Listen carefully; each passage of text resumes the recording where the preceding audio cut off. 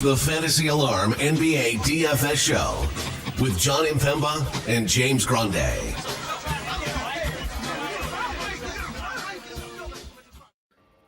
What is going on, everybody? Jon Impemba here with James Grande. Welcome into the Fantasy Alarm NBA DFS Playbook Show. It is Halloween, if you haven't noticed already.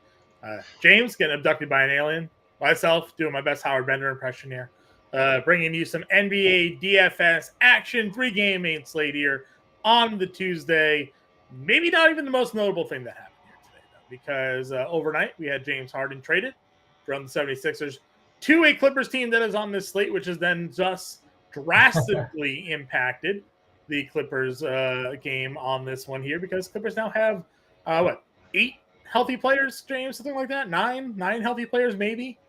Yeah, if Ivica Zubac and Norman Powell are both ruled out, they have 9 players, and 4 of them have barely any NBA experience. So tonight could be a very, very interesting time if Zubac and Powell both out. And, you know, it's worth mentioning, Zubac did not practice yesterday. So, we back-to-back, you and I talked about on the podcast last night, front end of a back-to-back for the Clippers. There's a lot to unpack there, John, just in general as a whole situation, I would say, now that Harden is there, but and who's not there anymore, because we like some of those pieces coming into tonight because there was injuries already. So yeah, the Clippers situation is definitely kind of a mess, but you know, we'll circle back here. John, happy Halloween to you. We had this conversation last night. You did. What would be like I'm hoping to steal all of my son's Kit Kats and Crunch Bars. Sure. What candy would you be stealing or hope to have if you were trick-or-treating tonight? Which I actually think I heard your wife say that you guys were going trick-or-treating in a little bit after the stream. So yeah, well, we're going down to the family house there. We're gonna hang out with some of my cousins and whatnot, see my sister and my nephew and all that good stuff. So if I had to pick candy, though, we would definitely go Reese's as the one-on-one. And then I told you before, I like Nerds. Give me a little small box of Nerds, big box of Nerds. I don't care. I like the sour candy there. So those are my top 2 candy options here. Were you a Nerds rope guy? Because I know we talked about the licorice last night, but not a Nerds rope guy at all. Like Nerds rope, no. Hard stop at Nerds. Yeah, just give me the regular box of Nerds. That's all. That's all I'm looking for here on the slate. So those would be the 2. If you guys have favorite candies, want to throw them in the chat, more than welcome. Chuck them in there. If you guys are new to the stream, please give us a like and subscribe to the show today. Helps us out immensely. Just a little button. You're watching it already. Just a button right below the screen there. Click the like button. Do us a lot of good things here with the YouTube algorithm. Get more viewers in here. Get the audience out there and help us grow. Continue to grow our NBA product. James, let's get into it here. We got a DraftKings 3-game slate. Because it's a short slate, it'll be a little bit of a shorter show here. Of course, we'll do the full hour plus here tomorrow when we have the big slate on the Wednesday. So make sure you definitely tune in every day here at 5 o'clock Eastern time. But when it comes to the 3-game slate here this evening, this is what we're looking at. We got the Knicks, Cleveland. We got San Antonio, Phoenix. Got Orlando versus the Clippers. We mentioned already some of the guys out for the Clippers due to that trade here. Covington, Batum, Martin, Morris, all out. Mann's already been ruled out. We're waiting on Zubac and Powell. So big news there, but we're also waiting on Cleveland here. We already know that Darius Garland and Jared Allen are out. Karis LeVert was downgraded to questionable today with the hamstring. Donovan Mitchell, we are expecting to play today, but obviously if LeVert is now out, that changes the dynamics of this Cleveland team. We're already playing Donovan Mitchell anyways, I think, given his usage rate, 36% usage rate without Garland last year. It's like a 34% so far this year. But obviously losing another big piece like LeVert would put a lot more rostership there on Strus, maybe Okoro, but someone else is going to have to enter the starting lineup as well for Cleveland. So that's some notable injury news to watch there. Yeah, fortunately for us, for Cleveland, we'll know that is the only game before 10 p.m. Eastern. So, you know, you'll have collected your candy, you'll have had some drinks, whatever you guys, however you celebrate the holiday tonight. I don't even know what I literally just had to Google what a peppermint John. starlight. I have absolutely no clue, but like I feel it's the Halloween, the Christmas mints, the circle, like striped.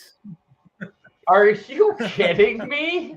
Like that makes so much sense for Mark. Like that makes so much sense. Like he's just sitting at his desk right now, just like with a bowl of peppermint starlights, not handing any out for candy, just for himself. Growing up, my aunt and uncle used to have like a Skittles dispenser at their house, and I think I drained the Skittles dispenser. So. That's awesome. Shout out to your grandparents for that. I'm kidding. It's grandma candy, and I hate it. also very on brand for Mark. You know, also on brand. Mark's a big Werther's original fan. You know, just like the big butterscotch candy. Yeah. Okay. Let's jump into totals real quick before we get into the slate. Speaking of that Cleveland game, it's absolutely disgusting. This is easily the lowest total we've had yet this season. 213, open at 215, down to 213. I actually see it in most places. 212.5, like BetMGM, it's at 212.5. Knicks 3.5 point road favorites here. Phoenix 6.5 to 7, depending on what sportsbook you're looking at. Point favorites at home.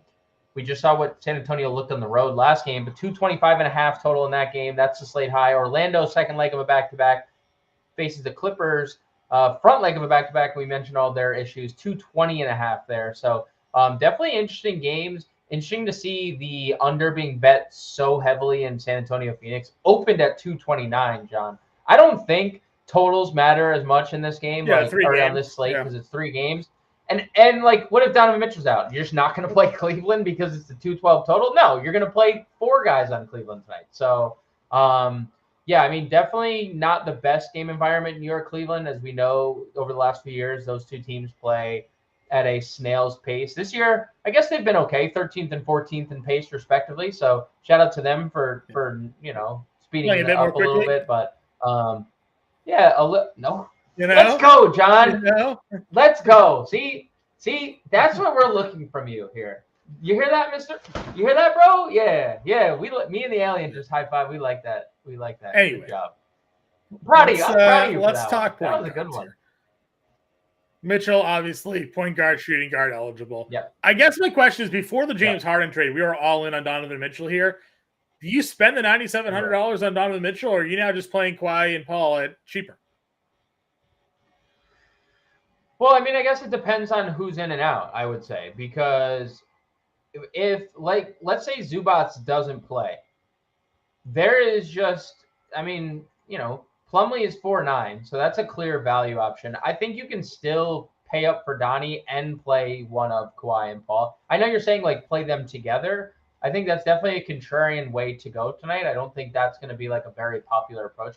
My expectation is Donovan Mitchell's in. He is maybe the best spend up of the slate. He's $800 cheaper than Durant on DraftKings.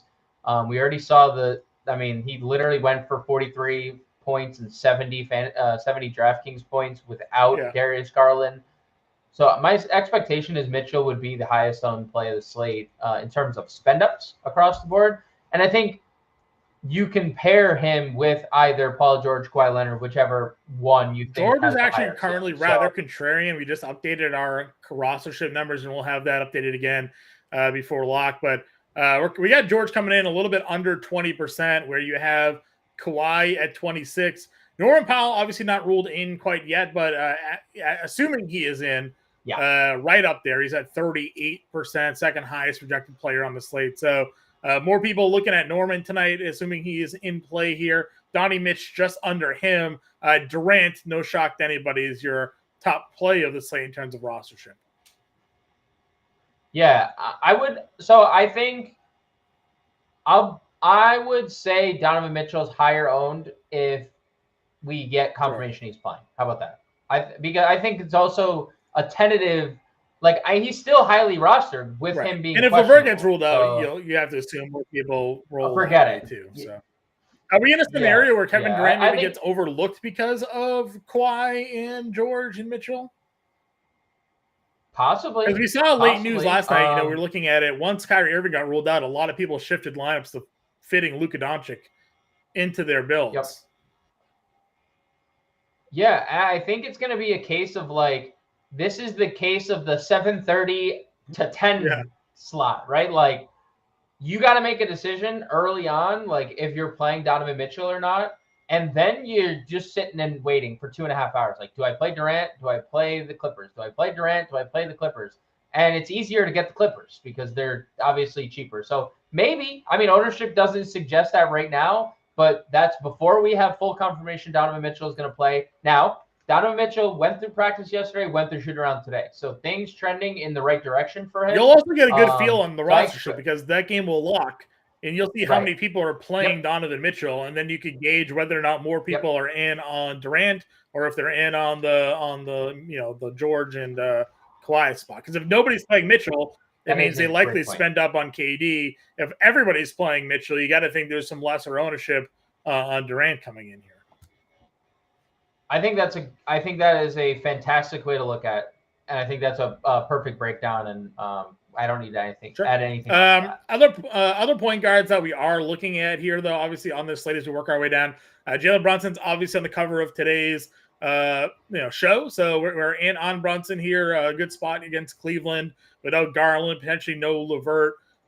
We saw last year him just put up some ridiculous numbers. Great price tag for him. You got Westbrook now in a spot where there isn't a lot of depth on that team, so they may just keep him out there, just for the fact that they're down bodies. So we like him at $7,100, and then we kind of go down into the value. Cole Anthony, quickly. Jordan Goodwin, second highest projected roster player on tonight's slate. And then I played Jalen Suggs in the showdown slate last night. He was awesome. So, those are all definitely guys in that mid-tier range I think people get to. Did I hear you not? Did I not hear Markelle Fultz? So I skipped over Fultz here, but if you'd like to go in on Fultz, by all means. I'm just curious. Like, I just thought I didn't think I heard him. I mean, look, he hasn't had the best start to the year, but we know he's a high volume player. At times, he's not going to give you anything from three, but he does a little bit of everything. He's had multiple games with steals. We saw last night the upside he can provide as the team's point guard, almost double-double, had a bunch of rebounds. So 5,600 is a good price. I would say, you look at the Clippers and you think, wow, probably a good defensive team considering who they have on their wing. Like, they have Paul George, they have Kawhi Leonard. They've only played one good defensive game. Like, they played against San Antonio, where San Antonio, obviously they didn't score, but they were terrible. They also gave up 120 points to Utah and 111 points to Portland in the first two games. And I do think, Russell Westbrook is definitely gotten worse as a defender. And, that might not be the individual matchup, but Fultz is going to see a lot of Westbrook and Bones Highland defensively, and two of those spots are exploitable. So I will throw Fultz into the equation. I also think, like, when you look at someone, like, I'm more, and I know this, I guess, I feel safer about the Fultz minutes than I do about the Anthony minutes, because we saw last night, if Anthony's not shooting the ball well, he only plays 21 minutes, where if Fultz, I don't even know necessarily that's an Anthony thing or just like the way the game flow kind of went. I mean, he's not it wasn't like he played 16. He still played over. No, I know. But he doesn't play 31. Like, Fultz played 31 last night and Suggs played 26, and Anthony was the clear-cut three. I'm not disagreeing that I like Cole Anthony. Minutes had a little more to do with the way Suggs was playing in that game than Fultz was. But again, all three of those guards are going to play anywhere from 25 to 30 minutes. Anthony probably obviously gets the short end there, but as we mentioned here, Fultz has also only played over 30 once. So that's fine. Again, if you like Fultz, I'm more on the other guards that are a little bit cheaper here. If I want to go again, Goodwin's getting a lot of ownership. I like Suggs again at $4,800. Talk quickly, but we talked a lot about Bones Highland last night, and that was before the deal. I know they don't play the position that was traded. All the forwards were traded away, but I still think Bones Highland finds himself in a pretty good spot. If they have to go small, they have to take some guys off the floor, like Highland should be in, for a pretty big role. The Norm Powell, we like point guard and shooting guard. Going to end up playing probably more small forward than shooting guard in this game. But if he's in, we already talked about it. He's one of the highest projected players on the slate. So, like, I wouldn't play Fultz for the price. I'd rather just play these two Clippers guards instead. Yeah, I think that's definitely a conversation about ownership too, because, you know, we talked about how highly owned Norman Powell is going to be, so leverage is obviously going to someone else. But I mean, I can't. Does Bones Highland start this game? I mean, it's a good question because I don't know what the Clippers are going to do at the 4. They could realistically start Kawhi at the 4. Naturally were 3s and 4s. They just started playing George as a 2, like when they went with Terrence Mann, when they started using Terrence Mann as their power forward. I mean, the Clippers are the prime example of, like, their wings are just positionless because they're all the same height and same. So, like, they could realistically do anything. You could see Bones start. I still think he is. I mean, just with the way the second unit was depleted, he's still going to be, like, so involved with the second unit. I could see a scenario where, like, Amir Coffey starts because he's someone that if you're in the fantasy Discord, I put in my favorite plays under 4K today. Coffey was already listed there. They have him listed again. It's like a point guard, shooting guard, small forward, I think. On this slate, they start him there last year. We saw him playing some minutes there. So, I'm with you. I think Amir Coffey could certainly be in play here and make that kind of work. Since we are talking point guard, I want to answer our question in the chat. Donovan, seasonal question, not a DFS question, but would you drop Scoot for Oscar Thompson? Yes, 100%.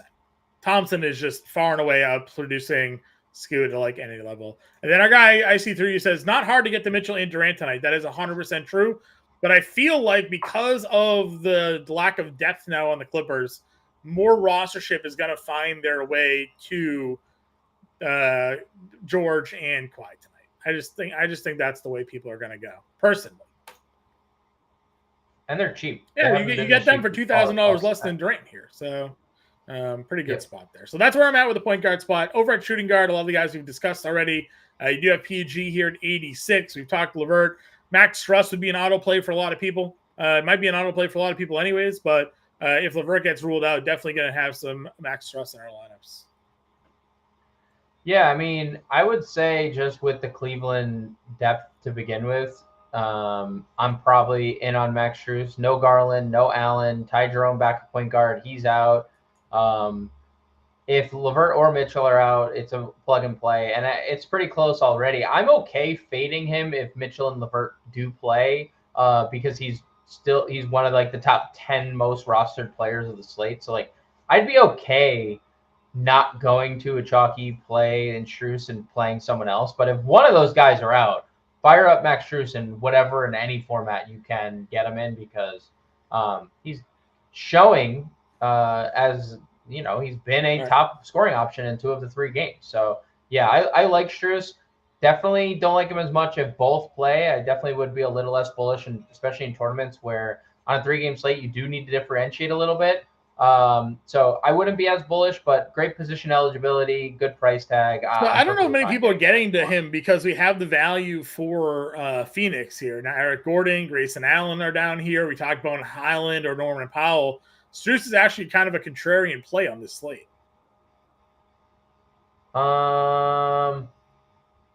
That's interesting. Okay. If he's going to be contrarian, then yeah, I could get there. If he's going to be contrarian, I'm in, because, again, you need to differentiate in tournaments. Yeah, now if LeVert gets ruled out, I think he could potentially be bumped up a little bit more. I know like what our early projections are looking like, but I'm just kind of game theorying a little bit here that could be off. So, we'll see. Again, some of the perception in which we've seen hasn't always come through. So, we'll see how the narratives sort of change themselves here throughout the day. To me, it just feels like because there are cheaper options, and especially people might be trying to jam in a Mitchell, George, and Durant in a lineup or something like that. You may find them going a little bit less rostered here. So I don't know. My perception of the slate, if he is highly rostered, then you're right, 100% fade off him.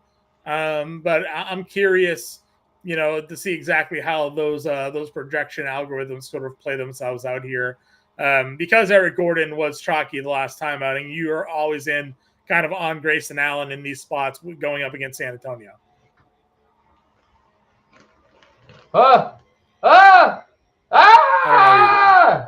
Sorry, the alien was trying to get me, dude. You didn't even care.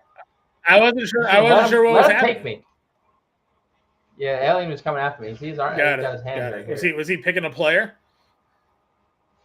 Yeah, he liked the Phoenix guys just like the field does. All the Phoenix guys back and play. I would probably play Eric Gordon over Grayson Allen for the record because I like the usage. I like the usage rate. And now it's funny because you're right. I have like Grayson Allen the last few slates, but now the field's getting to Grayson Allen because he's cheaper. I think that isn't that just always the narrative? Well, he's cheaper, so I'm going to play this guy and save money. But Eric Gordon's the guy who's taken 14, 16, 16 shots in all 3 games. And Eric Gordon is the one that's played 26, 30, 32 minutes. Just throwing that out there, I know the peripheral stats haven't been good, and Grayson Allen has definitely been better in that regard. But, we've also seen a 7-point floor from Grayson Allen at this point. So I like Eric Gordon quite a bit. I would actually, if I'm picking between him and Grayson Allen, I'm going Eric Gordon today, even if he is more. Small forward position again. We have George and Kawhi. I'm locking in both of them here. I think they're both in great spots. Can play with them both. Shooting guard, small forward, power forward. So great eligibility for those 2 plays that kind of move about your lineups here. We talk a lot about Franz Wagner. Great cash game play last night. Came through again in tournaments as well. Yep. 37, 36 fantasy points. No problems for me if you want to play him. But he's going to see a lot more George and Leonard than we initially thought he was going to. Yes. We thought there may be a bit more of a rotation going on there. So maybe downgrade that one a bit. RJ Barrett's been a guy that is popping off at the beginning of the year. $6,200 mid-tier price, 32, 40, and 25 fantasy points the first 3 games. Again, going up against a depleted Cleveland team. What are your thoughts on RJ tonight?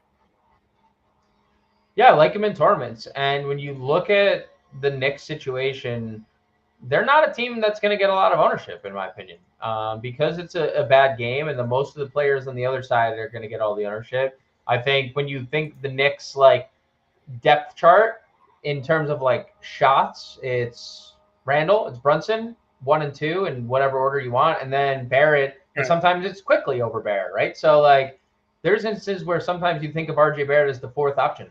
Not this year. He's kind of debunking that. 20, 15, and 16 shots in the first 3 games. He shot at least 40% in all 3. He shot 40% from 3 or better in 2 of the 3.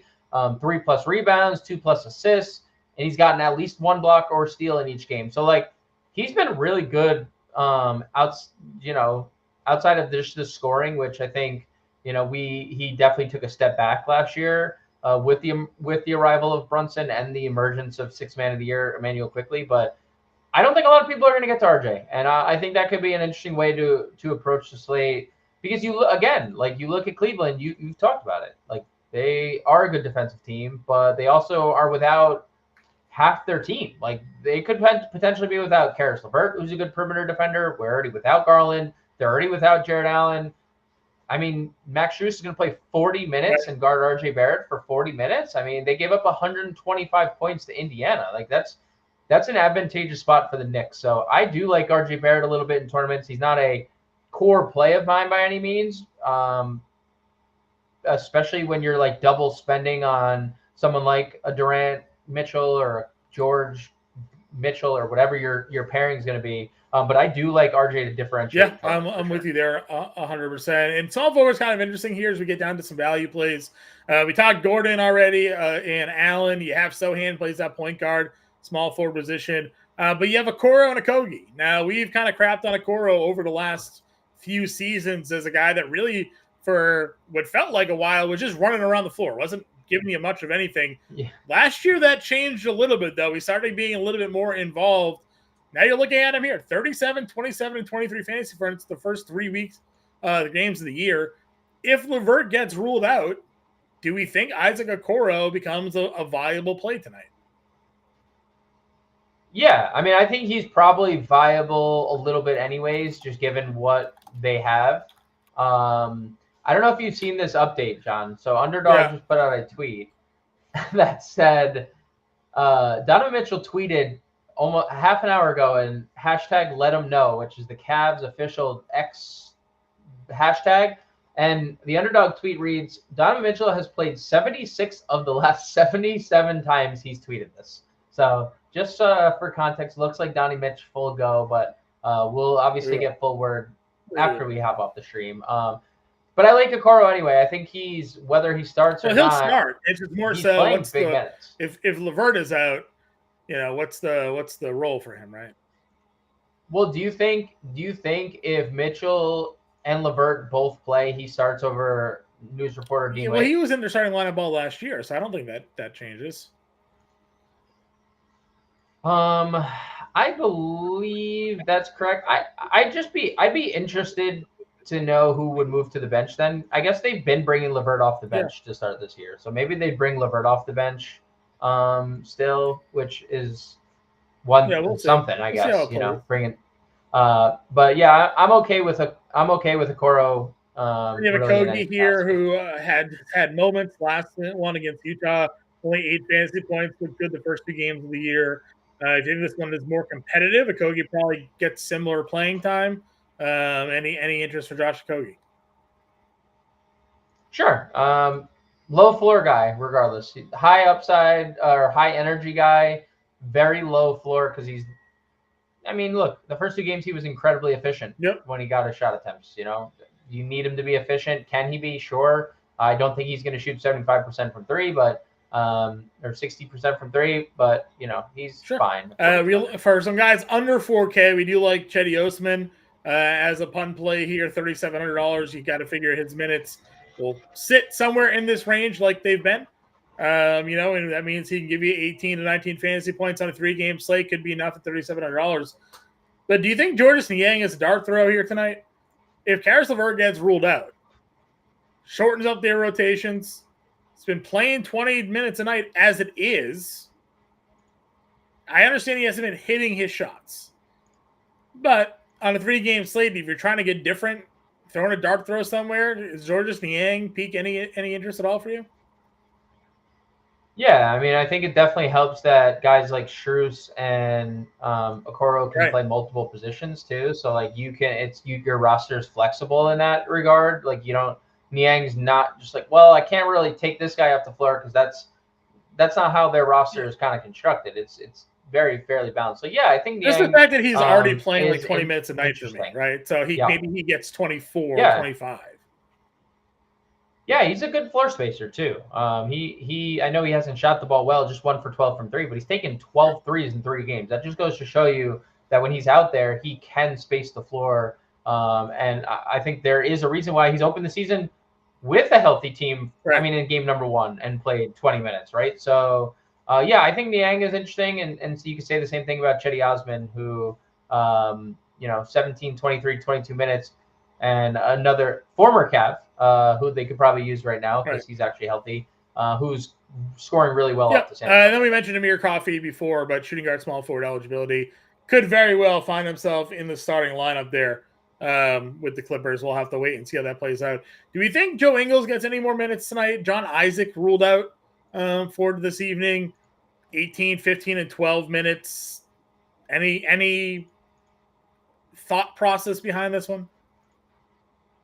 I think if anyone were to get more run, it might be Gary Harris after the night that he had yesterday. Gary Harris, 6 for 6 from the field, 5 for 5 from 3. So I think if anyone got the first crack, it would be Harris. I'm probably staying away from both, but it's a decent shout because there is somebody. They'll take someone's going to get those 8 minutes, right? So maybe Joe Ingles. Again, these are if you're 20 maxing tonight's 3-game slate. Throw an Ingles in one, throw a Georges Niang in one, and you never know, save some salary there because we know where all the chalk value is on this slate. Power forward position, again, Kevin Durant currently projected to be the highest roster player on tonight's slate at $10,500. I don't need to tell you too much about what he's been capable of doing here. You have Mobley at 81 playing center here. Julius Randle at 8K, Wembayama at $7,900, sort of that next tier down. Bankaro falls in there as well at $7,800. How would you prioritize after Durant when it comes to this position? I mean, Kawhi's obviously in a great spot. Play him. Mobley's obviously in a great spot. Perfectly fine. We knew that first game was more of an anomaly than anything. He's been great since then. Randall just hasn't shot the ball well, but he's done everything else well. Like the rebounds have been great. The assists have been great. He just needs to make shots and turn over a little less. I think that's obviously in play. The Dean Wade matchup or the news reporter, Dean Wade. And I think Wemby is obviously just going to be one of the most polarizing plays every slate because he has an incredibly low floor for a guy who's 8K, but he also went for 50. So, 50 for going, and he shot 37% in that game. So, if you're he's going to be low owned because the way the slate's projecting is double spend, right? Like essentially double spend, and he's missed value twice. One of Clippers.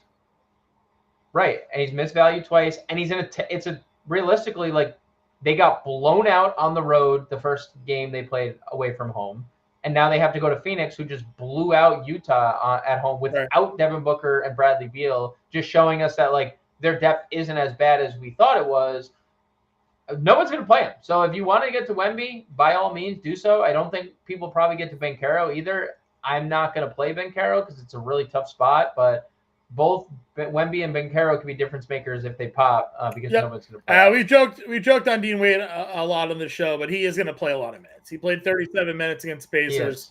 Again, he does a little bit of things. If he hits an extra shot, he's going to be 20 fantasy points. So another guy just on a 3-game slate that probably worth just putting into your lineups because you know the value is going to be there and you know what you can probably rely on him when it comes to production here. So don't mind Dean Wade at 36, despite the fact that we do kind of joke on him a little bit here.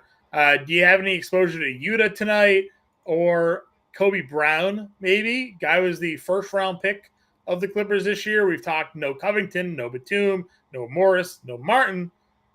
Kobe Brown's only played 10 total minutes this year, but does he have to play more tonight? That's going to be the question. I think the Clippers are ultimately the question of the night because it's what are they going to do with the rotation? Who's going to start? Who's going to play? Who's in? Is Norman Powell in? Is Ivica Zubac in? Zubac didn't practice yesterday, and we don't have a shoot-around report to get any indication. And again, I'm going to harp on this, John. They have a back-to-back. Do you want him to re-injure himself on the front end? We don't have the answers. Now, Kobe Brown's 6'7". He's not going to start at center. We obviously know Mason Plumlee would be the direct pivot, but will they play Kobe Brown? His senior year at Missouri, 16 points, 6 rebounds, 2.5 assists, a steal and a half.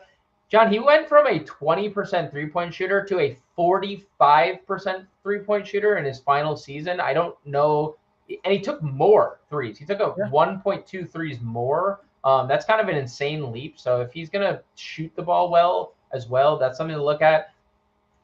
If you're playing multiple lineups, I don't see why not take a shot on someone like Kobe Brown, especially if we get word he was starting or something. We get word, let's start Kobe Brown. Well, then, I'm definitely interested. And there are times where we look at these teams where they're depleted, oh my God, all these guys are going to play. And they still only played 7 guys, and they all just play 45 minutes. And Kobe Brown will be an active guy that still gets 6 minutes, right? So, certainly very capable of being possible.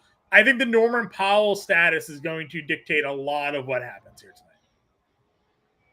I agree. Me and my alien both agree. I also think there's something to be said, John, here about the back-to-back. We've seen how limited and how conservative Tyronn Lue is with Paul George and Kawhi Leonard at times.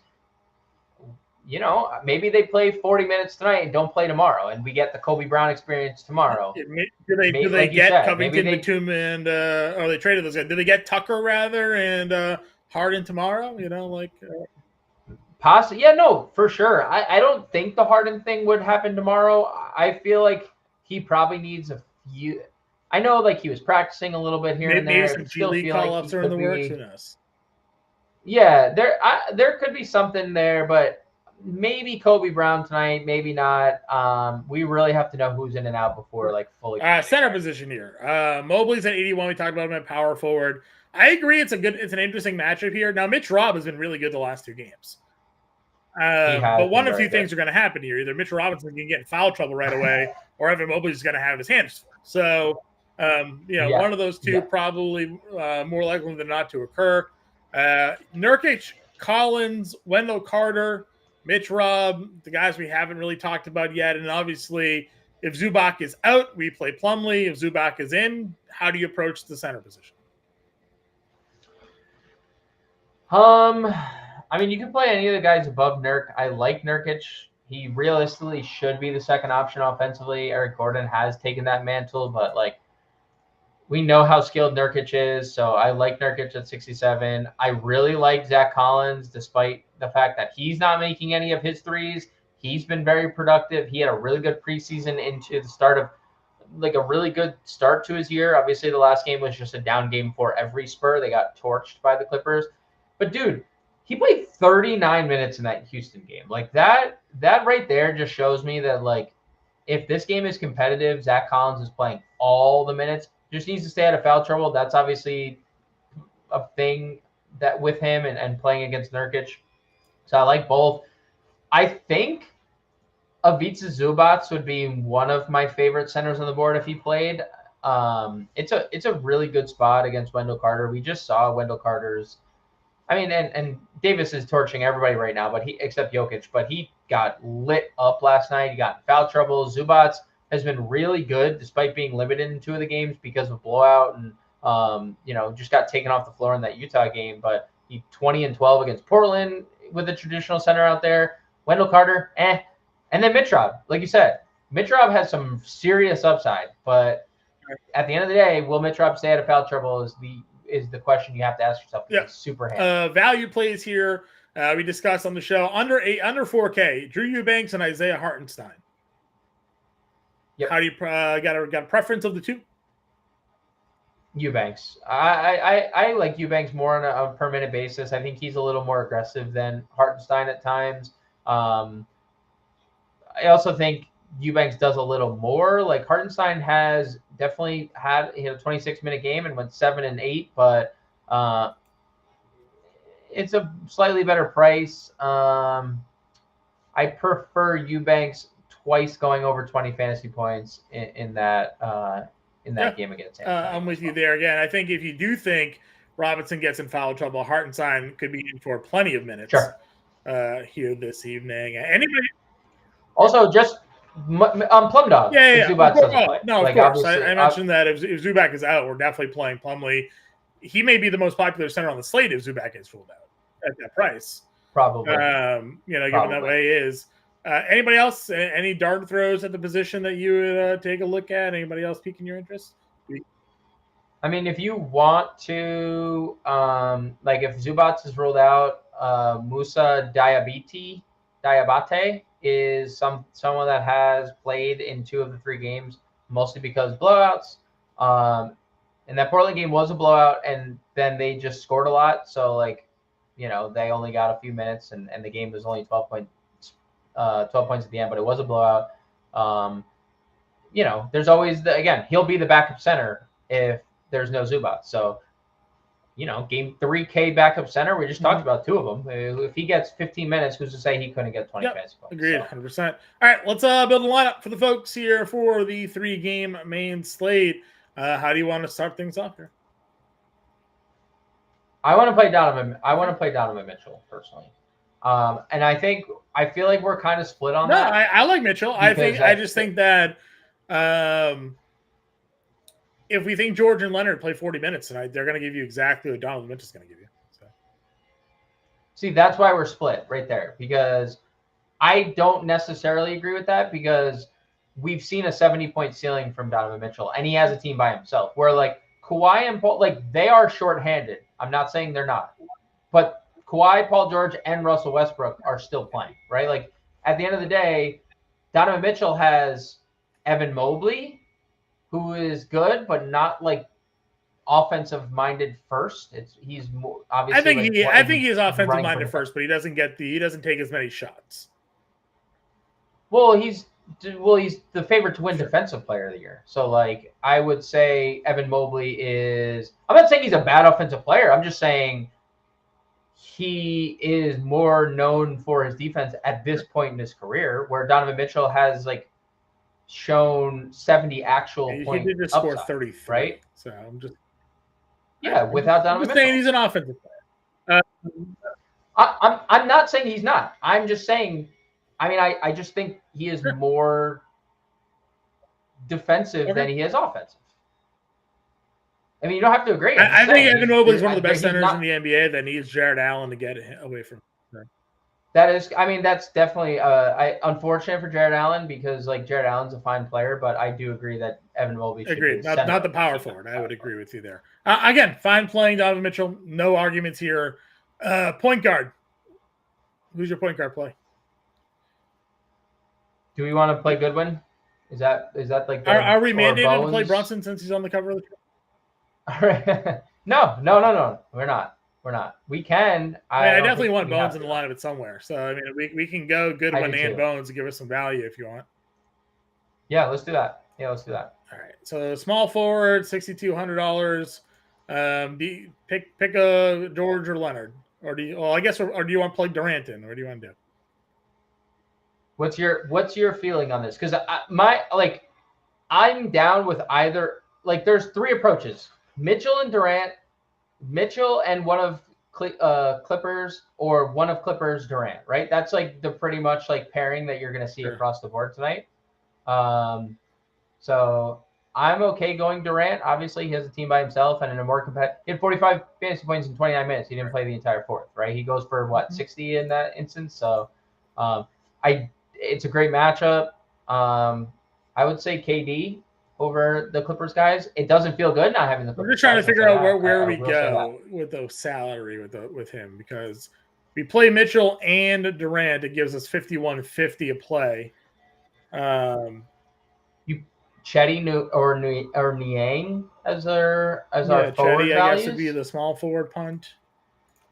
56. What's our center then here? Mitch Rob,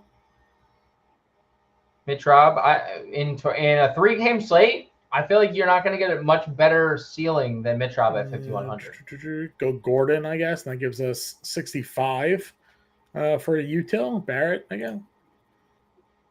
Go RJB. Goodwin, Mitchell, Osman, Durant, Robinson, Highland, Gordon, and Barrett for an example lineup for everybody here. Again, I think that you could. These are your two most expensive players on the slate. You could get a little different potentially. Well, build. Do you want to just build the Clippers? Do you want to build like instead? We just see what it looks like. Let's see, 72 for a power forward. We can get off Barrett. Could you get Randall here? 54. George, Leonard, Randall, or Mobley. If we're not playing Donovan Mitchell, Mobley. Yeah. Oh wait, what did I do there? Never mind. You have Julius Randle too. That's what I meant to do. Okay, there we go. Yeah. Would we do Carter, Mobley, and Robinson? Probably Mitch Rob still in that instance, right? Is that still? Do you still feel good about Mitch Rob? 53. We got rid of Chetty, so if we go Chetty back, what does that give us here? 67. Nurkic. Yep. Not bad, right? George, Leonard, Mobley. Yeah. So, anyways, just a couple example lineups for everybody here. Goodwin, George, Leonard, Mobley, Nurkic, Highland, Gordon, Osman. We built a Mitchell and Durant lineup for everybody earlier. James and I will be back full-time tomorrow. A big show, hour long, breaking down the big Wednesday slate. We'll have the playbook out and all the good stuff for all of you here to get you ready for the main slate, taking us down here for Wednesday. James, it is Halloween time. I'm trying to get rid of this thing. There we go. Halloween. I hope you enjoy your evening. I see you as your alien there. For those of you, get in the Discord. Follow us on Twitter. Like the channel. Subscribe to the channel. And we will catch you guys tomorrow.